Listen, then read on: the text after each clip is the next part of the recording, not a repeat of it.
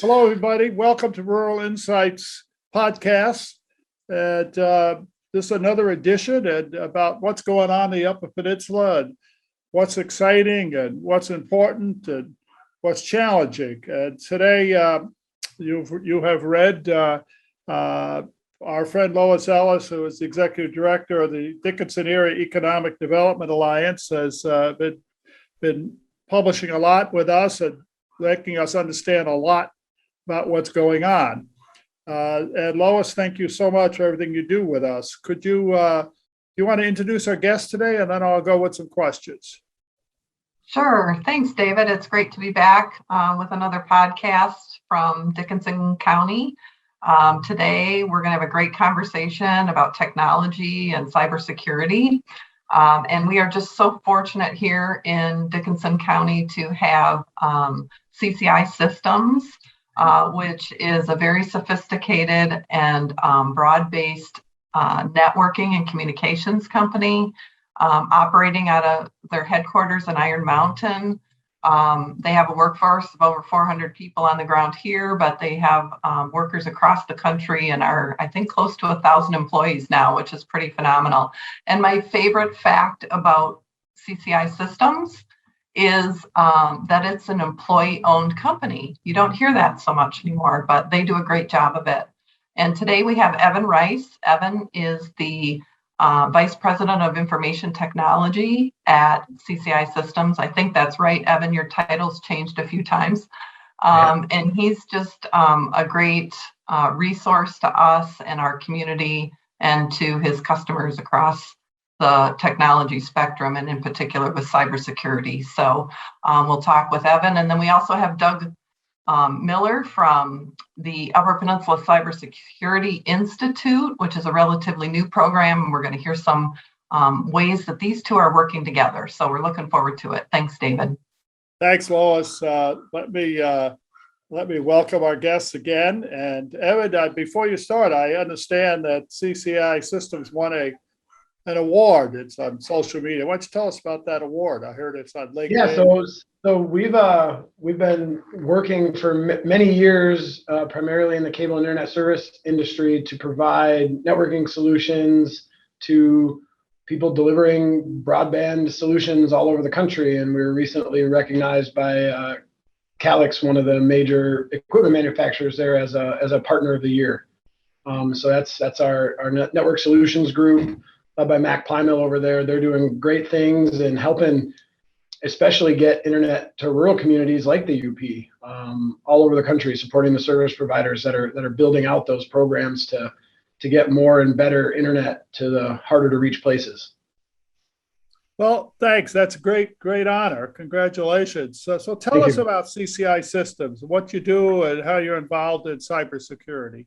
Sure. So CCI, as Lois alluded to, is a telecommunications and technology infrastructure company, primarily focusing around our service offerings there. And we do kind of full telecommunications solutions, and then we've got technology and security as a focus as well. Like you said, we're 100% employee owned, which means every single person that works here has a vested interest in the success of the company. We're very proud of that. And we were founded in Iron Mountain in 1955. We've been here a little while, and we love our UP roots, and we're proud of that too. My role within CCI is I lead a team of, and specific to cybersecurity, is I lead a team of cybersecurity professionals that's kind of focused at working with our customers and our clients on eliminating cyber risk from their environment. It's a service-based approach. We're not coming in and trying to sell a lot of boxes or software or anything like that. We want to come in and use our talent and our knowledge to help integrate security into your operations and protect you from the bad guys that are very active out there. So what's the largest cybersecurity concern that businesses have in the UP, maybe nationally, internationally, but what are a rural business? What are their cybersecurity concerns? Yeah, I think there's two things that are concerning. If you look at, the amount of increased attacks in the world over the last 5 years, it's growing at an almost exponential rate year over year. And big business has gotten very good at protecting themselves generally. And so the hackers have pivoted and they're focusing on small to medium business more than they ever have before. And quite honestly, those small to medium businesses don't have the infrastructure or access to the cybersecurity talent to defend themselves. And traditional IT models aren't working anymore because you have to have an integrated approach to security. And in so much that that's the case, what the businesses really need is they need help understanding what strategic security looks like. So they kind of know the playbook, and they need a playbook. They don't even necessarily know what game they're playing sometimes.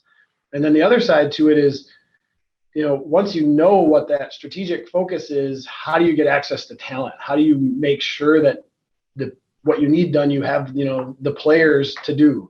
And that's where teaming up with Doug has been so successful, and what they're trying to do at the UPCI for talent development is so key to that industry right now. It's a really good combination, and it's awesome that we have it right here in the UP. Well, that's great. So what did is that what moved you to have a partnership with the UP, with Doug at the Cybersecurity Institute with CCI? Yeah. So what kind of benefits have you seen as you two have worked together? Right. So CCI has been involved since the inception. We were one of the corporate sponsors that helped with the grant applications and have been involved right from the beginning. And as things get busy, you don't engage as much as you'd like at first. And I circled back around probably a little over a year ago now and got really involved again. And there's a couple benefits. One, the access Doug has to training for existing professionals in your IT staff and the resources that he's got and the networking he's done there, I can't speak enough to how valuable that is to our Michigan-based companies and the things that we can do there. The other side to it is it's about, security. It was better in mass than it is in an island. And the UPCI creates a forum for education, for business professionals, for economic development groups to become more educated about cybersecurity and to talk and share best practices. And it creates a community of security where we're all better together than we would be on our own. And so I think those two things by themselves are worth the price of admission, but the other things they're doing with, feeder programs, working with the, all of the major, universities and even the high schools to get young people trained in cybersecurity. So as we have more jobs in these fields and as that demand continues to grow, we've got a pipeline for hiring and talent and internships and all the things we need to run businesses. Well, good. That sort of is a good lead over to Doug Miller, the head of the UP Cybersecurity Institute. He's the director. He's on the campus of Northern Michigan University in the Northern Center. And I walk by it a lot. Always looks really busy. And I welcome, thank you for doing this with us. So tell us a little bit about the Institute. It's a relatively new program. How did it develop? Who's the funding source? And what's it doing out there? Yeah, thank you. Well, thank you. First of all, thank you for letting me participate today. It's really awesome opportunity. So thank you very much. And our pleasure. Can't thank Evan and the team at CCI enough for everything they've done to help get this thing going. So it's really actually a pretty neat time to see some of this finally taking hold and getting going.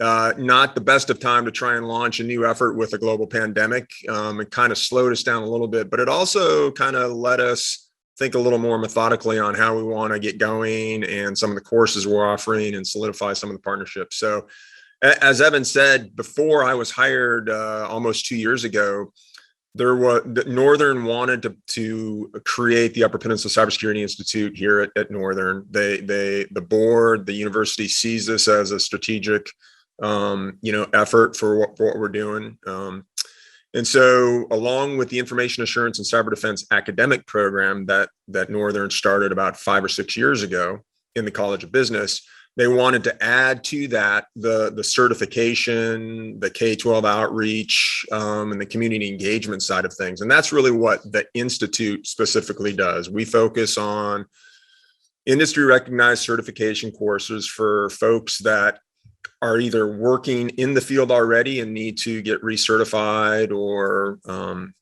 get additional certifications.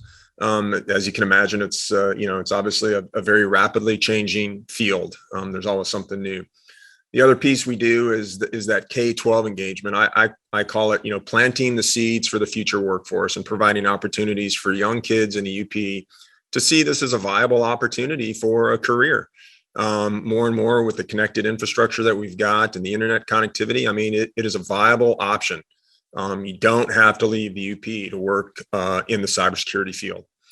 And then the third piece that's really kind of neat about the job and what we do here is just, the general community engagement. And so hosting, events for senior citizens at Snowberry or at the library to help them stay secure with while they're doing Facebook and, chatting with their grandkids who are in different states or downstate. So it's really, really neat. And then, so 2 years ago, that talent consortium was formed and we created the UPCI. And then with the industry partners that we have, CCI and others up here in the UP, it's just really starting to build that cybersecurity ecosystem up here and provide opportunities for folks that want to get into the career. It's really pretty neat. Doug, what's your background? How did you get into cybersecurity? Oh boy. So this is probably going to be a little bit embarrassing, but I'm a retired Army helicopter experimental test pilot. So Evan always chuckles when we have these conversations, but I don't have a cybersecurity professional background. I've never worked in cybersecurity per se. Now, having said that, I was fortunate enough to get a master's degree in computer science. And so I've taken quite a bit of the academic courses, and the fundamentals are all there. And certainly 24 years in the Army, you think about cybersecurity and you think about security in general. And actually, retired military or military veterans in general make really good cybersecurity professionals because we're trained to think about security and cybersecurity. And there is a lot of overlap on how you look at security in the military and how you look at cybersecurity for the civilian side. So that's very interesting. As a veteran, we do a lot of rural insights on veteran issues and active duty issues, and so there is an effort to recruit young people retiring after 20 years. You're 38 years old, 40 years old, or National Guard, or students who are doing both, to recruit them bring them back into cybersecurity in the UP. Is that something you help with? Yeah, well, I mean, we're trying to get more of that going, but Northern Michigan, quite honestly, so Northern Michigan University is always ranks very highly as a veteran-friendly university. Mike Rutledge does an absolute fantastic job with veteran outreach, veteran activities. Great guy. And we have a great partnership with the Army ROTC unit here. So we do a cyber lab once a semester where we go out and we incorporate cyber activities into the lab that the cadets are doing. As a retired Army guy, I love that.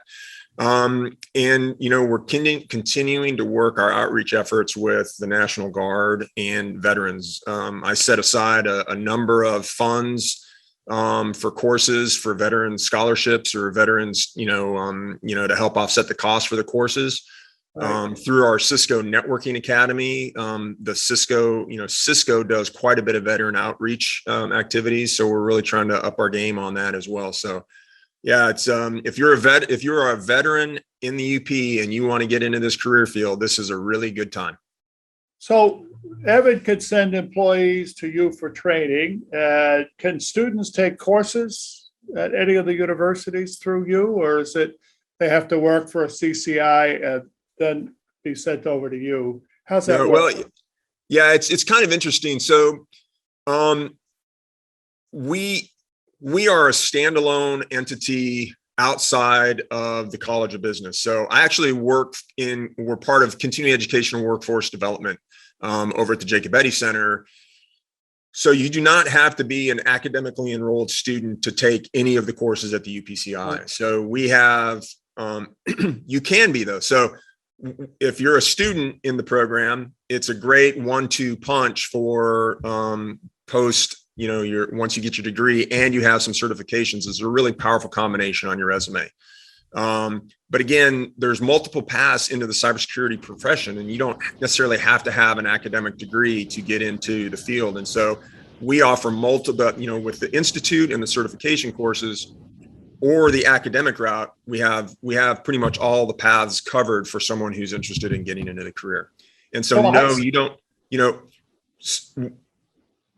Evan, we have this great partnership with Evan and Michigan Works, and we've been able to leverage quite a bit of state funding for those activities. But really, anyone that is interested in taking any of our courses is available, and you can take them here either in person on the campus or remote. In fact, all of Evan's folks that have come through the courses have all been stayed over there in Iron Mountain, or I think even some of them have been out of state.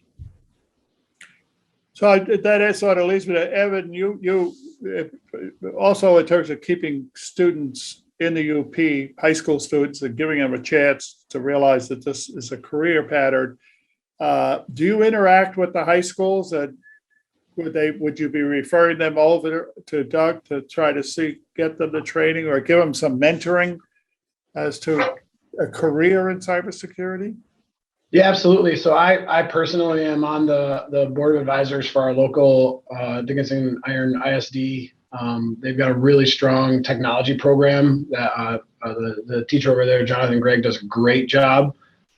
Takes kids to nationals every year in different IT disciplines in the BPA competitions, and I can't speak enough about the good things he's doing. And so I've been actually, able to garner some conversations between that group and Doug's group as well.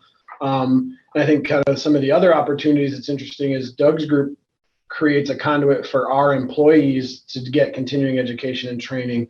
But Doug also acts as a conduit for us to get access to students for internships or other things. And I think that's sort of the unseen benefit of all of this is if a student goes to Northern or MTU or LSSU, because they're involved in the consortium as well, and they go through some of Doug's programs to get certifications on top of their 2 or 4 year degree, Doug can be like, hey, Evan, here's some resumes. These are really good kids.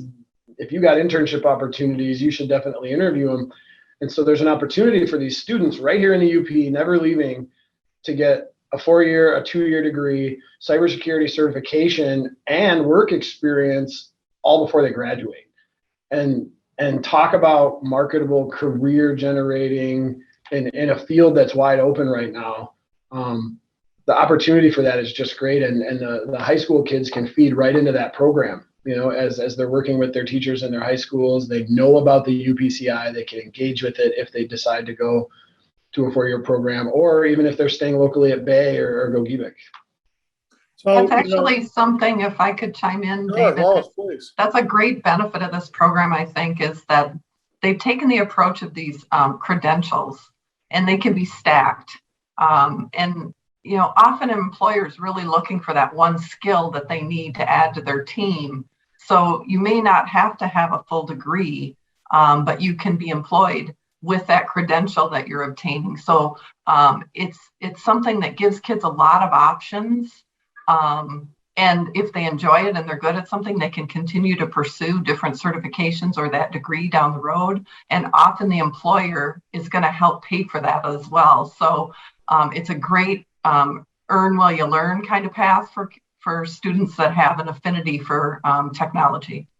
Well, the other thing, Lois, that you've taught me about Iron Mountain, Dickinson, that the region is you all are the manufacturing belt of the Upper Peninsula. There's no one that competes in terms of sheer numbers of manufacturing. So it's also, whether you're a small manufacturer or a huge manufacturer over there, this gives you access that's got to be very important to those businesses. It takes a few steps out of solving your cybersecurity problems, I would assume. Is that correct? Yeah, I think that's maybe one of the greatest parts about having the resources locally and taking our local students and growing them through those programs, whether they go certification or through the degree programs. It's that, and I say this to Doug all the time and he kind of chuckles, it's that not every company is a cybersecurity company, but every company needs cybersecurity. Yeah, and so if you look at the jobs in that regard, some certain companies are manufacturing companies. There's hospitals, there's clinics.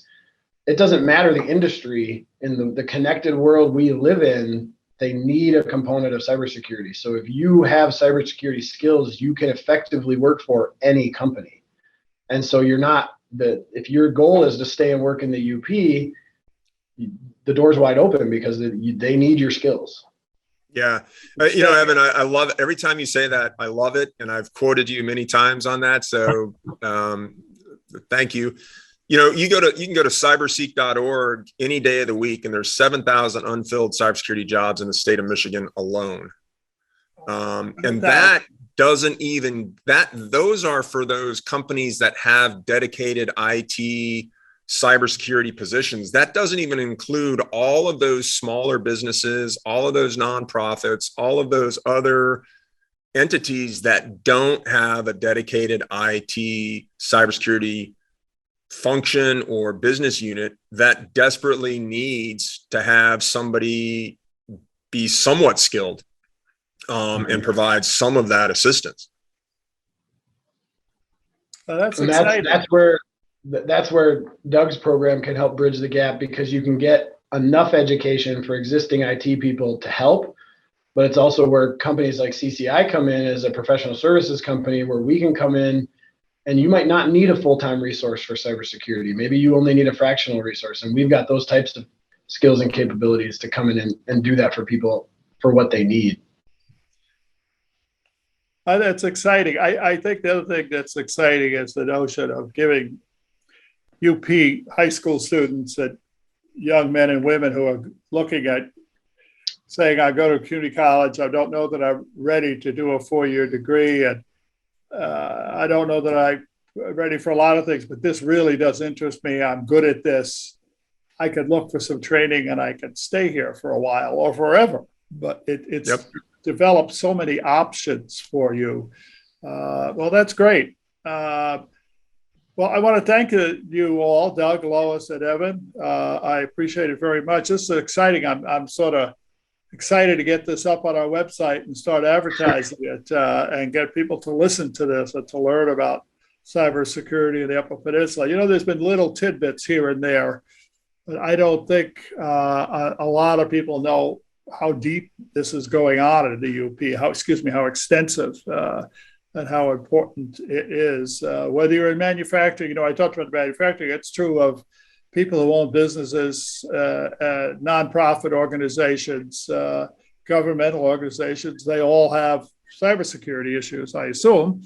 Yep. And they all have to deal with it, and it makes a huge difference to be able to do it with you folks in the Upper Peninsula, and who understand the culture and the values, the threats, the opportunities of the UP, or any rural area. So thank you very much. I hope we can do this again. Lois, thank you. You're so wonderful at getting these all pulled together for us. And I appreciate it very much. And you're welcome. We'll see you all. We'll see you on ruralinsights.org. Tell your families to tune in. Sounds good, David. Thanks for the opportunity. Thanks so much, David. Thanks, everybody. Have a great weekend. Everyone. Thank you. Adios. Bye.